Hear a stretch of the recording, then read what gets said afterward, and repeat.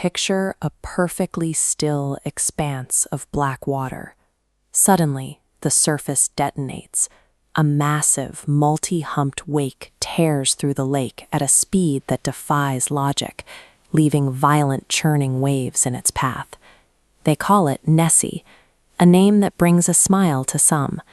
The actual witnesses describe something else entirely, a presence that breaks the water with enough force to chill the blood. Look at this landscape. Beneath the overcast Scottish sky lies a trench deeper than the North Sea. The water is heavily stained with peat runoff, creating an opaque, freezing abyss where sunlight penetrates no further than a few feet. The records of this water suggest a recurring presence that appears to persist through time, showing up in the accounts of different civilizations across 2,000 years. To understand this timeline, we have to go back to the year 565 AD. The Scottish Highlands were an untamed frontier of rolling glens and thick forests, isolated from the world beyond the mountains. An Irish monk named Saint Columba was traveling near the River Ness when he stumbled onto a grim scene. A group of locals were burying a man. They told Columba the victim had been dragged under and mauled by a water beast. Rather than retreat, Columba decided to test the waters. He ordered one of his followers to strip down and swim directly across the dangerous river. Midway across the river, the hidden trap sprang. A dark, massive shape surged upward from the murky depths, its jaws wide open, rushing the surface to claim a second victim. As the beast struck, Columba raised his hand and commanded it to halt. According to the accounts, the creature stopped cold in the water, fleeing backward into the dark abyss as if yanked by heavy ropes. In a world without rifles or steel hulls, a physical confrontation meant certain death. When faced with an apex predator of this magnitude, humanity's only defense was the assertion of spiritual authority. By 1933, the isolation of the highlands had been broken by a new Loch Side road. A newly cut dirt road pushed the combustion engine right up to the water's edge. George Spicer and his wife were taking a routine drive along this new route. Without warning, George slammed on the brakes, bringing the car to a screeching, dusty halt. In broad daylight, a 25-foot creature with a long, undulating neck was lumbering across the dirt road, just yards in front of their car. The beast had a dead animal clamped firmly in jaws, the unmistakable mark of an active, hunting predator. As it slipped down the embankment and crashed into the loch, it left behind undeniable physical evidence, deep tracks and snapped brush littering the shoreline. The Spicer sighting stripped away the comforting veil of folklore. Modern society suddenly found itself staring down a very real, breathing, biological anomaly that belonged to a prehistoric era. When the Spicer report hit the wire services, it triggered a wave of media coverage that reached as far as London and New York, turning a quiet Highland mystery into an international fixation. The 20th century arrived with supreme confidence. Crowds descended on the Great Glen, deploying fleets of wooden boats and scanning the water with binoculars, certain they could find the animal. But as the shoreline filled with noise, engines, and floodlights, the creature adapted. The harder humans pushed, the further it pulled away from the newly populated shallows. It used the loch's sheer scale to its advantage. With 22 miles of freezing water and plunging canyons, the beast simply sank deeper into the geography that had sheltered it for millennia. Look closely at this water. The dense peat suspended in the loch acts like a solid wall, swallowing light and rendering modern sonar and submersibles nearly blind. The water remains a locked door, suggesting that in the deepest trenches of the highlands, there are still lightless voids where the ancient world remains effectively undisturbed. A steady ping echoes in the cabin. On the sonar screen, 600 feet down in pitch-black water, a massive red and yellow signature appears, and it is moving steadily upward toward the hull.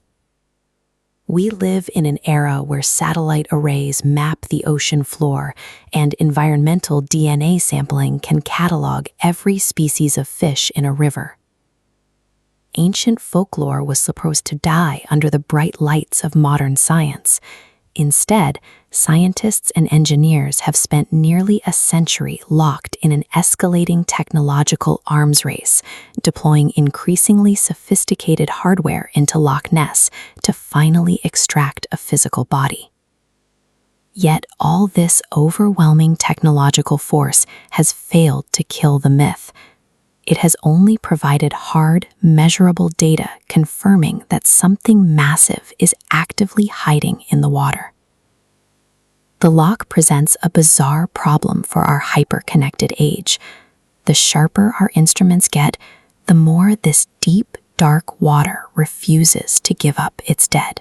In the 1930s, the hunt relied entirely on human biology and basic optics. Men sat on the rocky shores, scanning the surface with brass telescopes, waiting for a break in the water.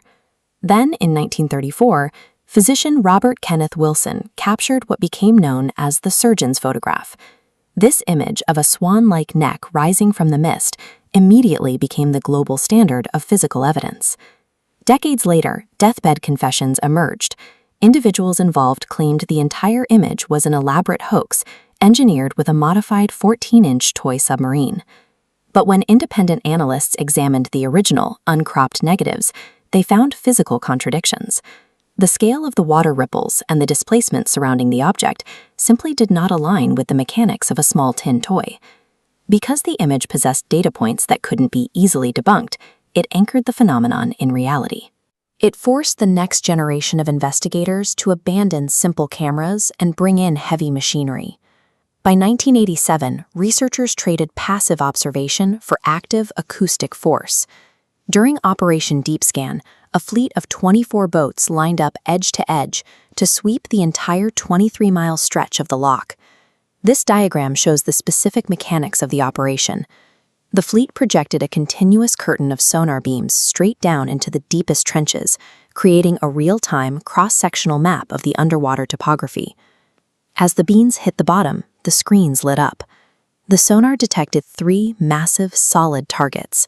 The echo strength indicated biological signatures far larger than any salmon or sturgeon native to these waters. The operators watched a chilling reaction in real time.